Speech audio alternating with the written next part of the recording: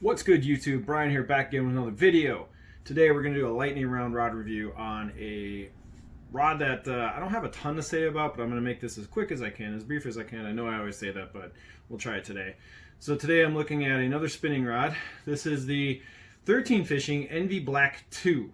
So this rod came out, I don't know, a couple years ago. They had the original Envies. The people seem to like them. They didn't hold up very well over time. They broke a lot. A lot of issues with the grips. They dumped the line and then they rebranded everything and came back out with the Envy Black 2. Now the Envy Black 2 is supposed to be 13's high-end rod. It MSRP's at $300, which I think is ridiculous for the rod you're getting. I don't really see anything in this rod that requires a $300 price point. There's a couple things on this rod that's a little baffling, to be honest. So first off, fit and finish. 13's rods are usually fit and finish pretty good. They're usually pretty good at handles. They come up with some weird stuff.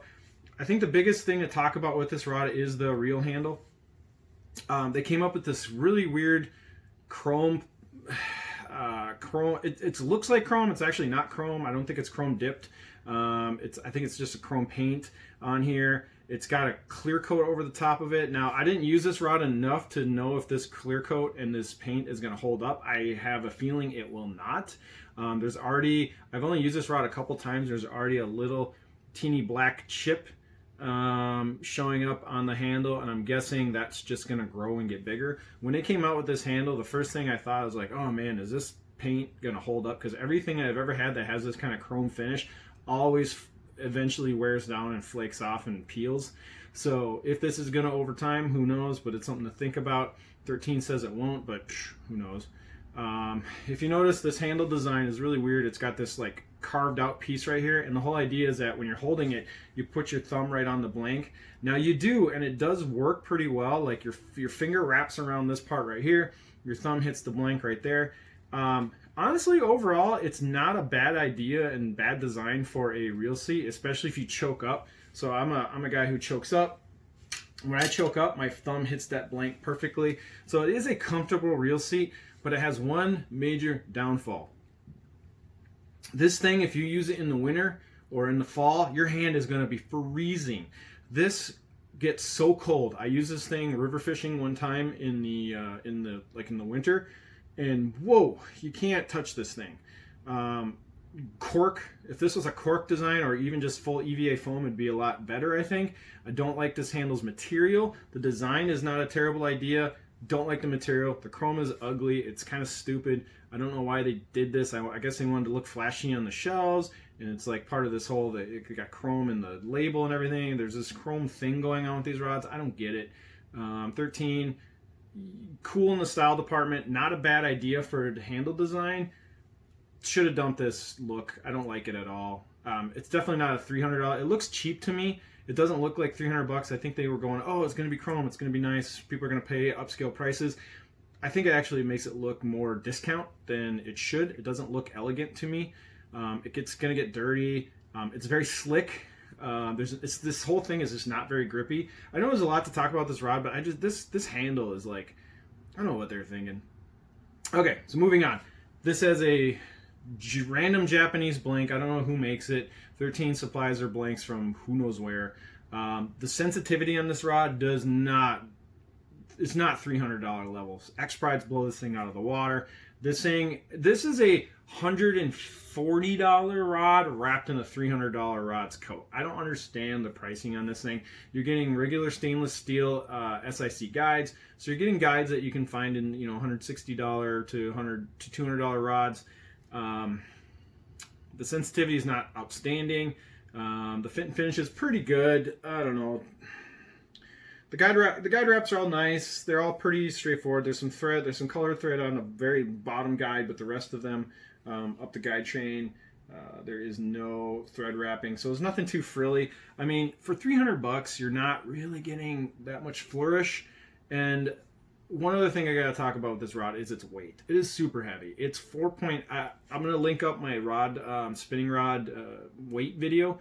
This thing weighs more than a Dobyns XP and a Dobyns Champion XP. So a Dobbins Champion XP is like a $200 rod, and this thing weighs more, and it's $100 more.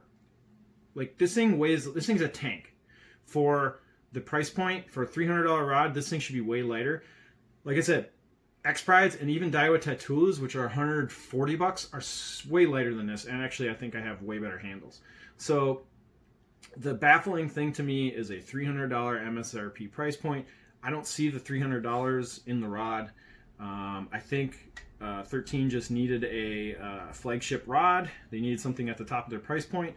They came up with this, and this is what you got. So one other thing I want to talk about with this particular rod, this is the 7-1 medium power spinning rod. One thing about this rod is its tip. The tip on this thing is spongy.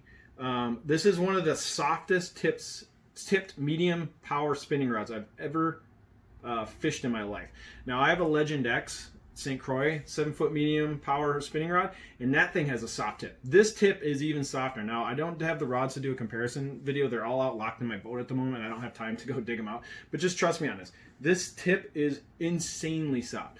If you are looking for a rod with a crazy soft tip and a medium power, NV Black 2 is your jam. I use this thing to fish swim baits for smallmouth, and you could throw swim baits pretty far in this thing because of this soft, spongy tip. I mean, you could really whip a bait out there. So, and when you did catch a fish, I caught some smallmouth on this thing. It's fun to fight them. It feels almost like a mix of it's like a medium light tip up in here to a medium power backbone. I don't know. It's an interesting rod characteristic. Most people won't know until they watch this video that this thing has a crazy tip. But other than that, that's really all I got to say. Baffling rod for $300. I like the design and the idea of the handle. I don't like the execution. You're getting just standard SIC guides. You're not getting anything too frilly. There's no titanium. Maybe titanium would have helped. Balance wise, so I have a heavy reel on here right now. I have a Supreme Fluger XT, Fluger President XT Fluger. And if you notice, it balances right where you put your thumb at that thumb point. So with a slightly heavier reel, this thing balances really well. So I actually have no complaints about the balance on this thing. It's pretty okay. I'd say like slightly above average on balance, which is one of the good things. So good balance, mediocre blank, not crazy sensitive, super soft tip. You get 2 hook keepers on this thing. You get one down on the handle, and you get this weird snaggletooth hook keeper, which I think is totally pointless. It's down in the end. They probably put a lot of R&D into the snaggletooth hook keeper that nobody's going to use because it's not a drop shot rod. I don't know why you put a drop shot weight holder down at the bottom on the non-drop shot rod. However, maybe that's why it's $300. They had to recoup costs on their little snaggletooth hook keeper design. I don't know. So anyway, if you're looking at these NV Blacks, find them on sale. Don't pay $300. You'll probably be able to get these things for way less, especially when 13, they go through models all the time. They're always flushing out stuff. They run a model for a few years, they get rid of them. Warranty-wise, 13, their warranty isn't really published. I think this thing has a 10-year warranty. 13 is great about warranty replacements. Their rods do break. These are kind of Chinesium trash, to be honest. But when they do break, you basically send it to 13. They send you a brand new one. You don't pay any fees. I've broke 3 or 4 13 rods over the years. Every single one of them, I've sent them back and they just send me a new one. I don't have to give them a credit card. I don't have to exchange any money.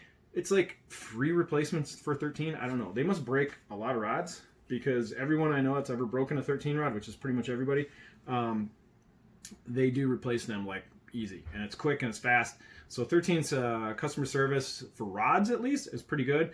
I actually had a 13 reel once that had an issue too, and I sent it in and they fixed it and sent it back. No, they didn't pay. I didn't have to pay anything. So shout out to 13's warranty department and service department. Seems to be pretty good, at least in my experience. I don't know if other people have had worse experiences, but anyway, so that's my review real quick on the 13 ND Black 2 7 foot 1-inch medium power spinning rod. So until the next one, thanks for watching. Appreciate it. Hit like and subscribe, and I'll be back again. Take it easy.